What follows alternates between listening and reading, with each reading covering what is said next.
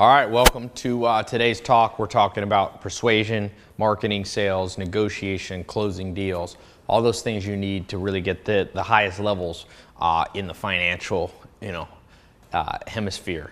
So I call today what I want to talk about, I call it joining into the story that's already in their head.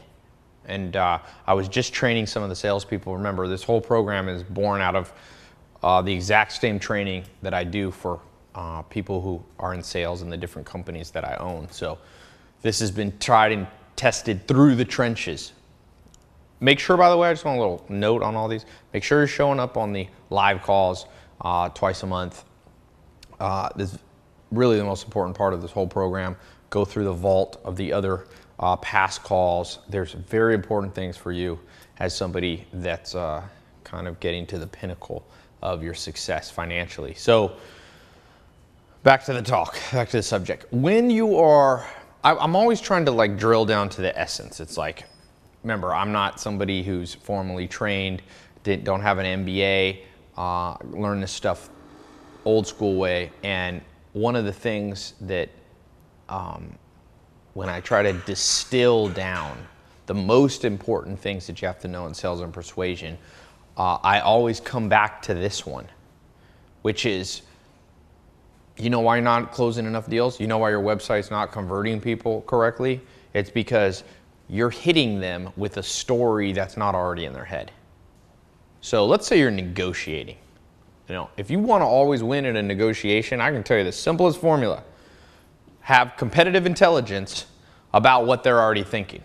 This is, you can go back to one of the most famous books that's been used for business, The Art of War. Every Harvard-trained MBA CEO has that book, And what does that book say? If you know yourself, but you don't know your enemy, for every battle you win, you'll lose one. You'll go one step forward, one step backwards. But he says, if you know yourself and the enemy, you'll never need to be afraid. You'll basically always win. So the story that is in their head already, this is the maximum negotiation. They were talking about this thousands of years ago, and it still works today. I'll give you a little story. This is a true story. I'm not sure who did it. It's a little manipulative, but it illustrates the point. I wouldn't recommend you do this. There was a financial advisor.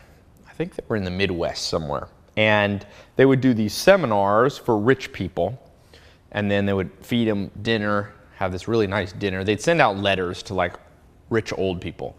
And then they'd say, come to this dinner, it's free food.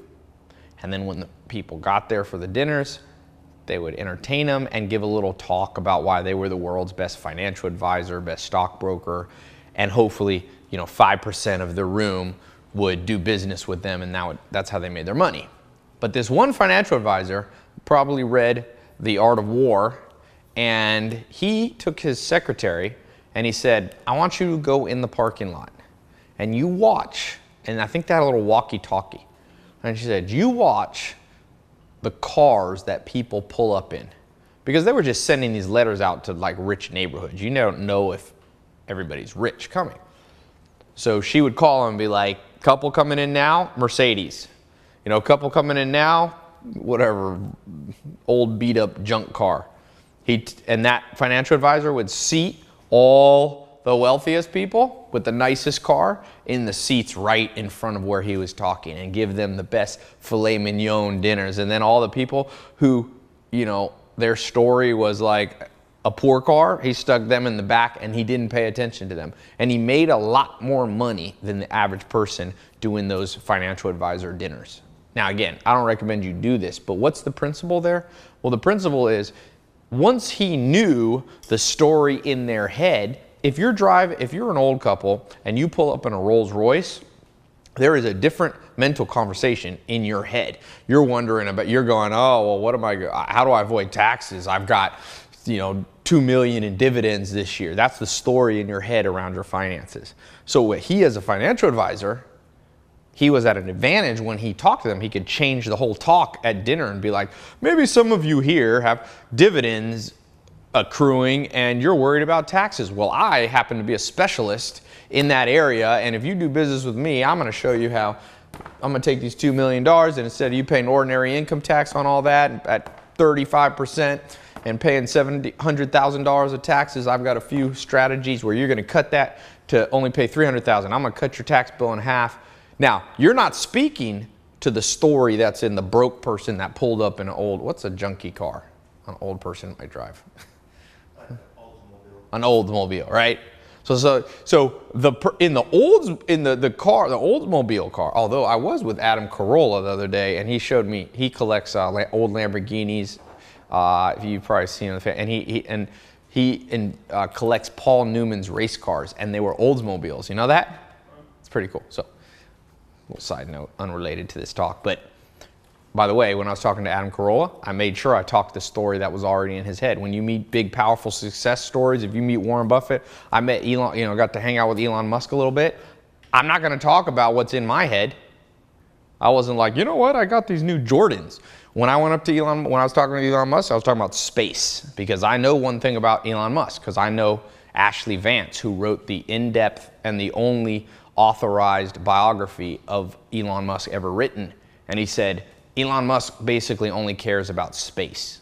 Tesla and electric cars, he kind of cares about. Solar City, he kind of cares about. But he really likes space. So when I was talking to Elon Musk, I'm like, I said the word, let's talk about space. And I'm going to teach you that. It's called direct matching, direct matching keywords. And it's kind of part of this story. So this financial advisor was able to be infinitely more persuasive by speaking to the audience what was already in their head. So the rule of thumb in general is you can't change the story unless you want to become a psychologist, a counselor, or a social worker, okay? Whatever story they show up at your website already thinking, if your goal is to go, no, that's not what you should be thinking. What you should be thinking is blah, blah, blah. Well, it's like you being the financial advisor and that rich person with $2 million in dividends comes sit down and you go, you know what? You're going to have a $700,000 bill. That's not important. You know what's really important? Let's talk about mutual funds. That's awesome. I love mutual funds. I'm a mutual fund expert. Do you like mutual funds? The sales closing rate for a presentation like that is going to be 1/5 at best.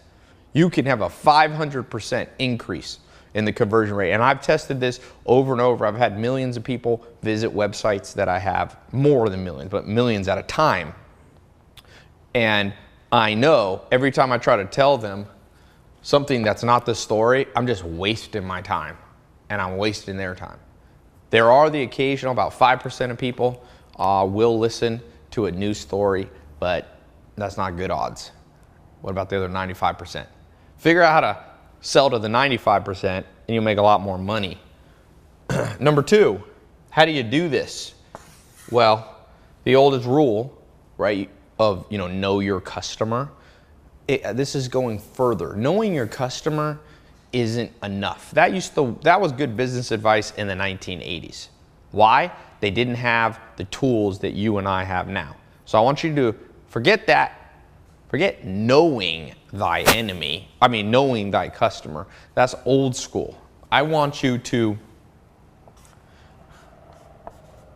know the mind. And I'm going to add this word, sometimes I add it, inner mind of your customer. So back in the 1980s, they'd be like, know your customer. Okay, your average customer is 18 to 24 male. Okay, sure, you know your customer. That doesn't work anymore. Do you know how many 18 to 24-year-old males there are of different types? The world is not all homogenous like it used to be. It used to be like white people all lived in this part of the country. Latin people were here. Black people were here. It's not like that. We live in a world of infinite blending and variation. So if you start using the 1980s broad demographic stuff, you're in the wrong century. and you're going to be left behind when it comes to your sales, persuasion, and marketing. So it's much different to say know the inner mind. This crosses the bounds of age, ethnicity, location. Because here's the interesting thing. Joel Salatin used to teach me this. He said, and he learned this from nature, being a farmer. He said there's more variation within a breed of animals. So like pigs or cows or this, right? He's like, there's more similarities because there's like different types of cows. You have like Angus cows and Hereford cows and Holstein cows. And he goes, you can't just classify all Holstein cows as the same because they have black and white spots. He's like, there's aggressive Holsteins. There's nice ones. There's ones that are always sick. It's funny. Animals are just like us humans. Every personality type you can think of your friends. I used to have 12 horses when I lived in the Amish. There's a mean horse. There used to be a horse that would bite everybody when it wasn't looking. When you weren't looking. It one time bit me in the back of my neck. You get rid of those horses. You have horses. My friend had a horse that was afraid of everything. His name was Jehu. It almost killed me one time because when you're riding it and it sees like one little thing, it would like jump to the side and throw you off accidentally. So what Joel Salatin said is you can't just classify the market as horses do one thing. No, there's horses that are chill. I knew an Amish guy. He had such a relaxed horse. He used to put his 3-year-old kid on it with no saddle, and that kid would like ride the horse around all day with no danger. You know, so most people say horses are dangerous. Depends on the horse. Going back to your customers, you can't use the 1980s demographic tools anymore. Now it's all about the inner mind. And this is actually would have worked in the 80s too. There just wasn't the tools in the 80s. So if you owned a pizza restaurant, people come in, the only way you can know the inner mind of your demographics would be to ask them. And people tend to not know themselves. So if you had a little survey, it's like, why do you like pizza? You know, people are gonna be like, because it's good or something. It's not a very good survey. Now though, if you own a pizza store and you put an online website up, you can use various analytic tools like Google. Google Analytics is so powerful. People don't realize. There's things like Neil Patel, one of my friends, he owns Crazy Egg. It's an analytic tool. There's heat mapping software. There's eye tracking software. So now you start knowing, okay, from 6 to 9 p.m., you look at your analytics of your website. From 6 to 9 p.m., the people who visit my website, they really focus on family meals. That's all they do, which would be common sense. Okay, on Sundays, they buy a lot of soda along with the pizza, because maybe it's sports stuff. It's not family stuff. So what you might do there is on a Sunday, we're telling the story. Oh, I don't know why that says hand. It should say head. Little diversion there. So what you do then is all the people who visit, you change your website on Sundays, you get your computer program, it's not very hard, that on Sundays you highlight the stuff that everybody already has in mind to buy on a Sunday. And your website, your trajectory will go through the roof. And by the way, most companies, marketing companies, most businesses in general have no idea how to do this. Zero. But it's a huge competitive advantage if you can do it. And there's one company that's done it, a couple companies have done this well. Facebook. Now they allow you to advertise on Facebook and you can target what they call, well, Google calls it intention. So like if somebody searches like healthy pizza, you can have an ad that's like, we have the healthiest pizza. When they click it, your pizza store takes them to a special page on your site that's like gluten-free pizza. That's called intention. Facebook has more than intent. They actually have behavior, because Facebook can go advertise to people who like Oprah Winfrey. So you know the mind and the story that's already in their head. They like optimistic self-help TV shows. So you market to them differently. And this is the future. Now, I want to show you, it's not only for websites, but it's also for a one-on-one sales, phone sales, selling from the stage. You must understand this. And let me give you a few practical tips, because this is kind of like broad, philosophical. What's some practical stuff to do this right? One, you must have so tip number one is a non-explicit polling tool. Now, I'm explaining this. It's a complicated word phrasing. So explicit is where you ask people explicitly, what kind of pizza do you like? Okay? You want to shy away from that for two reasons. When you're in a sales negotiation or marketing situation, people sometimes want to hide the truth from you because they think you're trying to sell to them. It's kind of like somebody's buying a house from you and you ask them, well, how much can you afford to pay? They're not going to tell you the truth, because if they tell you, well, I could afford 500 grand, you're going to be like, well, my house is 500 grand. So if you use explicit tools, one, people will try to deceive you. Number two, people also don't know themselves. So if you ask the average person, what do you buy from a restaurant on Sundays? It's not like people go, well, on Sundays I tend to buy more soda than. People don't analyze themselves. People are emotional creatures. They just like, Sunday, 5 friends are coming over to watch football. Let's do lots of soda. So you got to find non-explicit ones where you don't ask them. And you need, polling means you get a broad sample. You need some tools. I gave you some analytics on your website. If you do not have Google Analytics, you need to either learn it yourself. Google offers a free course where you can get certified. That's number one option. Number two, and this is free, by the way, all free. You just put a little piece of code on your website. Number two, hire a Google Analytics specialist to set it up. You can get them for relatively cheap, like $1,000 to $2,000, sometimes even cheaper. Google lists on their website preferred vendors. It's not Google who will set it up, but they list out people. Then there's other tools. For websites, there's the most. There's Crazy Egg. There's heat mapping software where you literally see what part of your website people always click on. There's eye tracking tools where it shows like where their eyes go on the page. Do they always look at the right? And they use their mouse to know oftentimes. So there's all these tools. You can look at some of those more advanced tools. Now, what do you do in person? Okay, how do you do this in person?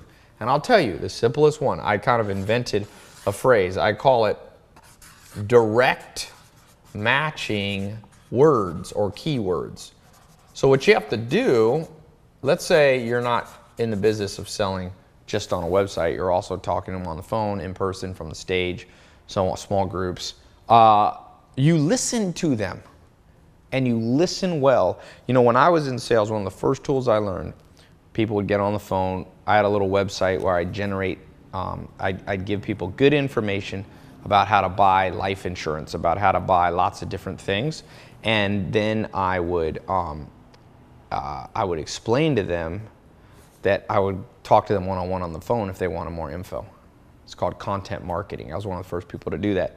And I had a form, and you'd fill it out, and then I'd call them on the phone, and I would say, this is my opening. This worked so well, it's beyond belief how simple it is. I just said, hey, it's Ty. I saw you submit this little form. You wanted me to give you a call. By the way, the reason I said that is it made it seem like they wanted me. I wasn't desperate. So it's important you use non-desperate phraseology. We'll talk about that more in sales and persuasion. So then they would get on the phone, and this is what I would do. I'd say, why don't you tell me a little bit about what you need, and I'll see if I can help. And here's the key thing. Mute your phone or your mouth. I literally, because sometimes I talk too much or would talk too much and ruin the deal, I would put the phone on mute. And then I would just set it down. I couldn't even interrupt if I wanted to. And eventually you unmute the phone because they're like, can you help me? I would kind of replay that story back from my mouth directly into her brain. I was like, because and you want to do it honestly. You don't want to manipulate. I would tell the story, true story of my uncle, who he didn't, it was the reverse. My uncle didn't have life insurance, and his wife, my aunt, didn't, and she died and left him with two 5-year-old, a 5 and a 4-year-old child, and it basically was, bankrupted my uncle because he had all these huge bills that weren't covered by Blue Cross in California. And so I would tell them the story from my lips. This is the key. You replay, so it's got to be from your lips then, you replay the story in their head. And you're doing it in a genuine way, not a manipulative way. You don't make stuff up. But if you dig deep and you practice, you'll find there's only 4 or 5 different stories in most people's head. There's really 4 main ones we talk about. Most people are one of these 4. So just a little side note, going back to the PACE system that you're learning all throughout this program, make sure you're coming on the live calls. We talk about this. You can ask me questions. The PACE system is, so The P person is practical.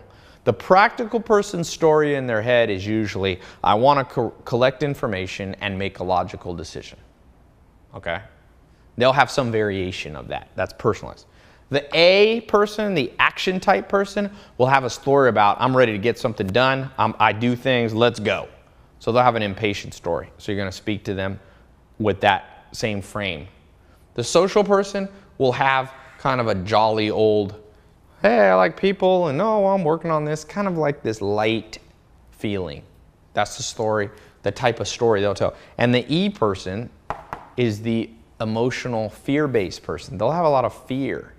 They'll be like, oh, I'm so afraid that if I don't get this life insurance, I'm so worried about, you know, if I buy this food from you, it does have gluten, it's going to make my family. And you got to speak to that story back to them. This is similar.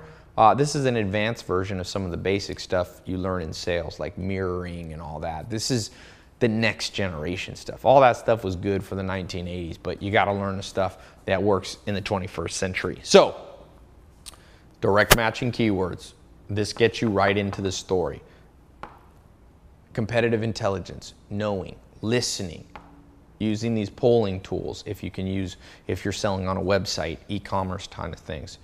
If you're selling in person, it's more asking them a few open-ended questions and letting them listen. So, to close up this lesson and unlock the next one, I want 3 things for you. Number 1, okay, I want you to practice on yourself. The last big purchase you made, could be a car, house, trip, you know, whatever it might be. What was the story in your head before you showed up to buy it? Okay, what was the story in your head? So it might have been like, oh, I'm burnt out, I need a vacation. It might have been like, you know what, my neighbor has a car, I'm gonna compete with them and show them who has the nicest car. Or maybe like, maybe you're like, I'm sick of this house, it's on a loud street, I deserve, you know, a nice quiet cul-de-sac and I'm buying this house. So number 1, what was the story in the last big purchase? I think the last big purchase I had, let's say, what have I bought recently? I bought a Maserati recently, or Ferrari. Maserati, what was the story in my head? It's funny. You could have, step number 2, below, I want you to write, in hindsight, if you were the salesperson talking to you, what would you have done? Knowing that story. And I'll tell you, when I bought the Maserati, I was a combination of P and A. I had decided I would buy a Maserati and give it to the CEO of one of the companies. So as long as he hit his numbers, he could have the Maserati. It was an incentive tool. So I was very practical about it. I didn't really care about the price. I was like, I mean, I didn't want to pay maximum, but I was I didn't have any time. I wasn't shopping for myself. Even though it's my car, I've never driven it. It's my car, but I've driven it only to test drive it. So I was in P and A mode. I was basically like, give me a good price, set the thing up, and I'm in a hurry. And I went on one Sunday afternoon and bought the car. And they actually needed to do new paperwork, and the guy sent a courier. I'm like, I'm busy. The story in my head was not, I'm excited about a Maserati, okay? So if that sales guy would have got in there and just been like, selling away, like, oh, you're gonna feel like a king, Ty. I'm like, no, I'm not, because I'm never gonna drive it. So what he should have, if he was selling to me, he was actually a pretty good salesman. He would have been like, this is a good deal. This will definitely motivate people. I'll tell you this, you give a CEO a Maserati, he's gonna make an extra $1 million for a company. That would have been speaking my language, speaking the story. Now, he wasn't as sophisticated, he was decent, he had good sense, but he forgot to ask me why I bought the car. And that's why I said, poll the people. Sometimes you can explicitly poll and then mute the phone. He should have just asked me, hey, what brings you here? Lots of people want to buy this car. What's your story? You can just ask people, what's your story? This is not manipulative. You just can be overt with it. Yeah, I like to know what's going on in your head. What's up? Once I told it, then he just locks in on that. He makes it convenient to buy. He's like, I already got the paperwork done before you get here. So you can be on a whole nother level. He was a pretty good sales guy, but he didn't have this course. And I'm telling you, this will make you a lot more money. This lesson alone, if you put this in action, will pay for this whole course if you're selling something. So the second question is, like, what would you have done to sell better to yourself on that last purchase? Okay? Number 3, this is a tricky one. Your primary source of income, whether you're a salesperson, whether you're selling stuff on the website, tell me, okay, what non-explicit tools you've used and what the average person, or the average, but the majority of the people who are buying from you, what is the main story already in their head? That's question number 3. So it could be like, so I'll give you an example. For me, for my 67 steps, I have different businesses. For 67 steps, that mentor kind of basic entry-level program that we have, the average program is people are lost. They don't know what to do. I mean, the average customer in their head is like, I'm lost. I don't know what to do. Everything's falling apart. I'm not making enough money. So I speak to that story. What's the majority of your customers' story in their head? Are they like the financial advisor with the people pulling up in the Mercedes and they're worried about taxes because they got $2 million, or are they broke, or are they feeding a family? What is it? Leave that number 3. Answer those 3. That will close this lesson, this talk, and unlock the next one. Okay? So answer those, and I'll talk to you soon.